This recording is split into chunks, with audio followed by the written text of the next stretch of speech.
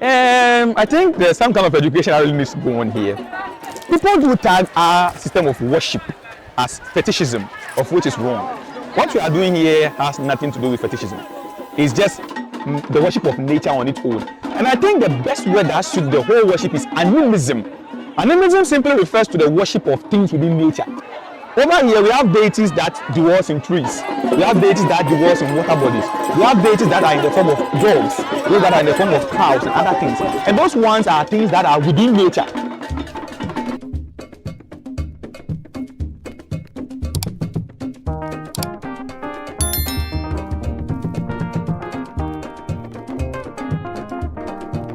We are live here at Prampram to witness the 2024 edition of the KPELEJOO Festival, and talking briefly, or to say something briefly about this particular ceremony.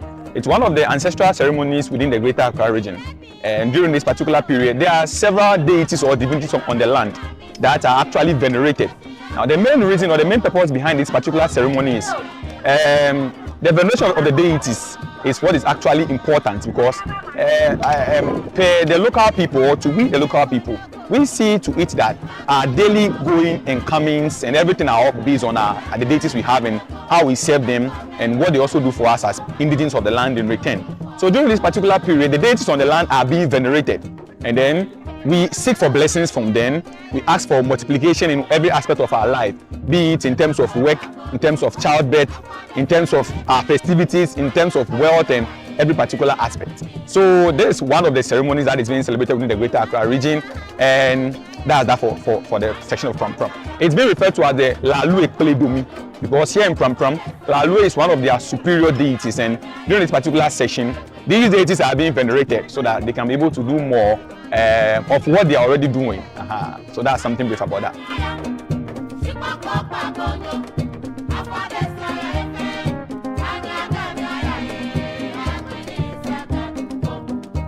Okay, the main reason why they are dressed like that is, you see, we have different deities and different veneration, different deities and different gods. Let me put it that way. Every particular god is unique in his or her own way. They may share some similar cultural traits or some similar traits in terms of their dressing, but the types of work they do is quite different. We have deities that are responsible for fishing. You might see such deity with paddle or some call it that. We have those associated with farming, those associated with rain, with air, and a whole lot. Every particular deity has a unique way of dressing. Now we have some deities that also do originate from the white aspect, and such deities you might see most of them having this kind of caps on their head or hats on their head.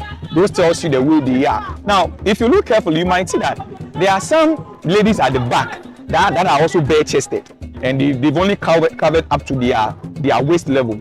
Seeing those people, to what it should tell you is that they are yet to be initiated priests or priestesses, and once they are initiated, they tend to cover up their chest, right? So I think that's something brief into that and why they are dressed that way. So how long would it take them before they initiate? Okay, so then this initiation, it depends. A deity may say, I want my new body to be initiated in 6 months. 6 months. Yes, some can say 1 year, some can say 2 years, some can say 3 years. Some too depends on the person who is yet to be initiated. The person can say, oh, I want to learn more. I want to be able to have more experiences. For that reason, let me be available for 3 years. Let me be available for 2 years. Let me be available for 1 year. Some too, their pocket also tells a lot. I don't know if you're getting my aspect. So maybe you're ready to go will also determine whether you are ready to be initiated or you are yet to.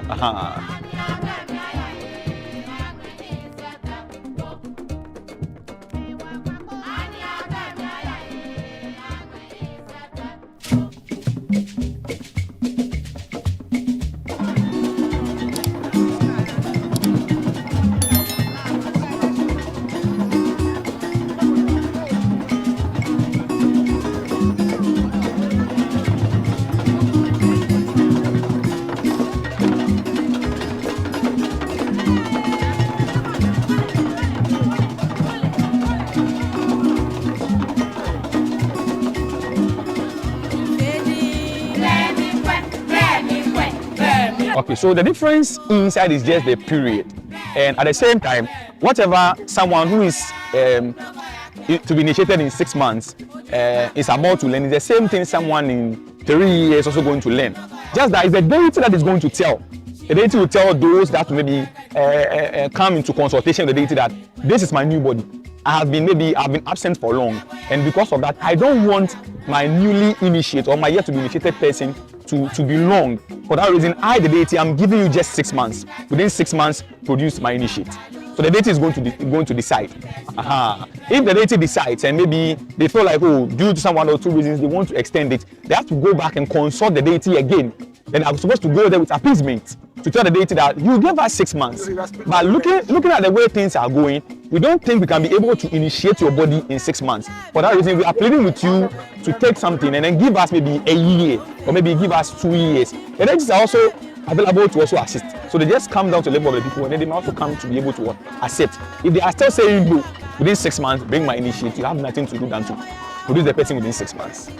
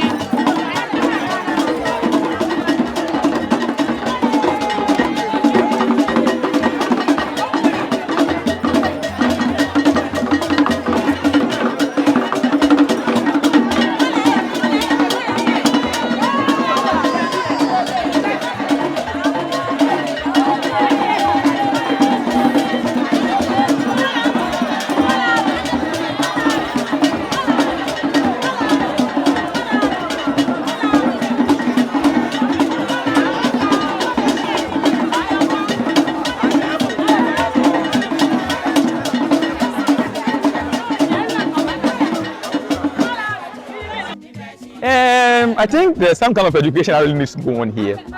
People do tag our system of worship as fetishism, of which is wrong. What we are doing here has nothing to do with fetishism. It's just the worship of nature on its own. And I think the best word that suits the whole worship is animism.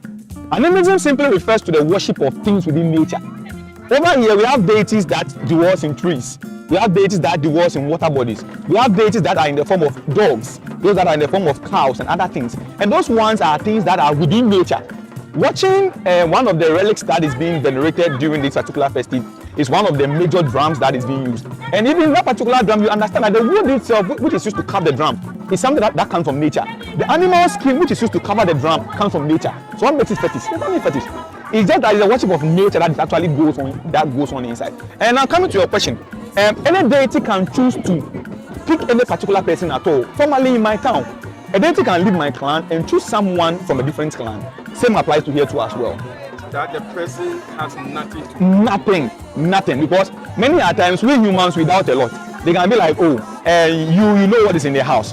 So if you come and tell us there is this thing over here, we might find it very difficult to believe. So during that particular period, that is when the deities begin to move. They begin to pick strangers. And when the deity pick the stranger into the family house has nothing to do than to accept and initiate the person. Now when the deity picks a person, it's more like a deity is marrying the person. So what you actually see over the newly initiated you are seeing over there, they have not become wives or husbands to most of the deities that you are seeing as well. So it also counts. It can also be that maybe there's a deity in your house. The deity can choose to maybe choose you, fine. The deity can choose not to choose you, fine. And then vice versa. It can also be that maybe there's no deity in your house, but the deity can just move from somewhere into your house. And then recently in my town, we had one particular funeral, one Usabu priestess, she died. The deity belonged to a different family house, and then the deity chose her into her family house. Now in her family house, there is no deity. They only have a stool that they occupy, and that stool itself does not possess. But she was from a different family, of which the deity is not there. The deity came from a different family, chose her, took her to that particular family. She was initiated as a priestess of that particular family. So with the deities, they do things in mysterious ways. So that's a brief explanation to that.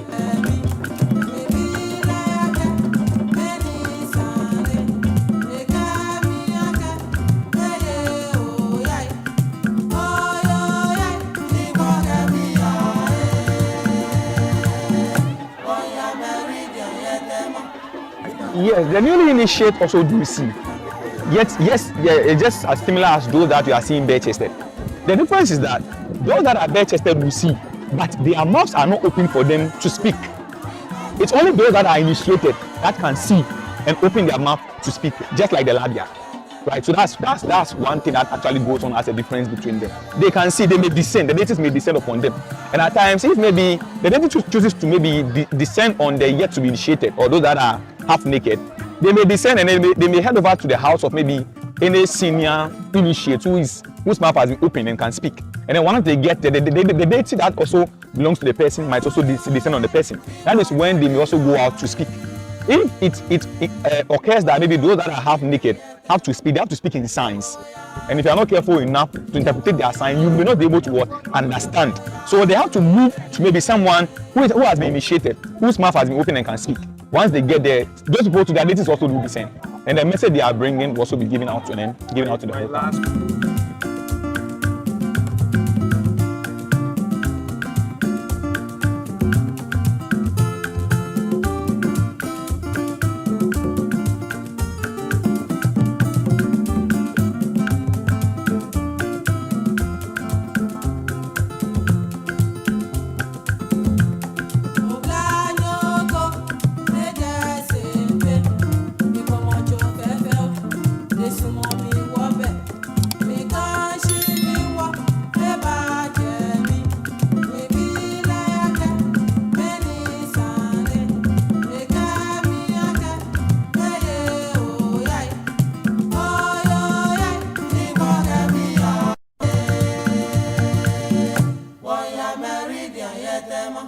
Migabo ya